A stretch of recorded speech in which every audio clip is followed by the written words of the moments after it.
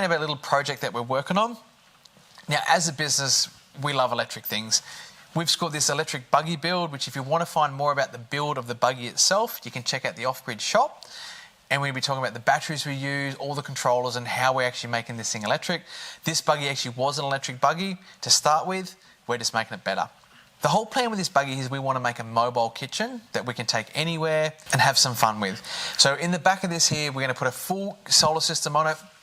Unfortunately, the boys actually took my solar system off the roof. I had a solar system on it, but a customer wanted it because they've got one of these buggies, so they took mine. I'm going to build another one again.